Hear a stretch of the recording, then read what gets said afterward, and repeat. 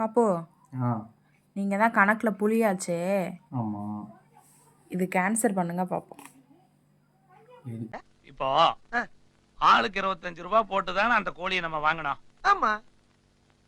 அந்த கடைக்காரர் எவ்வளவு திருப்பி கொடுத்தான்? 45 ரூபா போக மிச்சம் 5 ரூபா கையில கொடுத்தாரு. டிப்ஸ் எவ்வளவு கொடுத்த? அந்த பயலுக்கு 2 ரூபா கொடுத்தேன். மீதி 3 ரூபாயில ஆளுக்கு எவ்வளவு எடுத்துக்கிட்டோம்? 1.5 ரூபா 1.5 ரூபா. அப்ப 25 ரூபாய் போட்டவனுக்கு கொள்முதல் எவ்வளவு ஆச்சு? 25ல 1.5 ரூபா போச்சுன்னா 23. 23 கூட்டினா எவ்வளவு? 23 47. டிப்ஸ் 2 ரூபாய் சேர்த்து கூட்டு. 47 ஒரு 2 49. மீதி 1 ரூபாய் எங்க? இந்த மீதி 1 ரூபாய் எங்கன்னு இப்போ தெரியணும், அவ்வளோதானே? ஆமாம். இதுக்கான ஆன்சர் அந்த வீடியோவில் இருக்குது. ஆனால் இது பல பேருக்கு தெரியாது, இருந்தாலும் சொல்கிறேன், கேட்டுக்குங்க.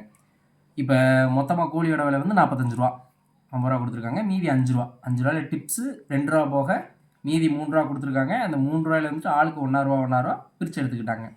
அப்போ 25 ரூபா போட்டவனுக்கான கொள்முதல் வந்து 23 ரூபா 50 பைசான்னு அந்த அலையை சொல்லிட்டாப்ல. ஓகே, 23 ரூபா 50 பைசா.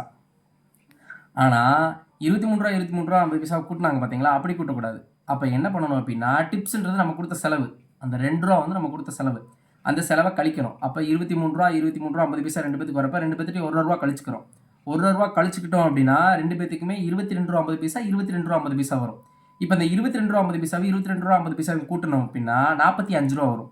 இந்த 45 ரூபா வந்தது கூட டிப்ஸ் 2 ரூபா கொடுத்துருக்கோம். அந்த டிப்ஸ் 2 ரூபா கொடுத்ததை கூட்டுங்க. அப்போ 47.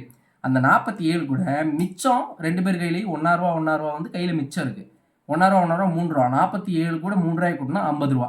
அந்த 1 ரூபா எங்கே காணா போனது திரும்பி வந்துருச்சா? இந்த ஆன்சர் இது வரைக்கும் தெரியாமல் இப்போ தான் தெரிஞ்சிச்சு அப்படின்னா தம்ஸ் அப்பை ஒரு கிளிக் பண்ணிவிட்டு பெல் ஐக்கானை ஒரு கிளிக் பண்ணிடுங்க. நன்றி.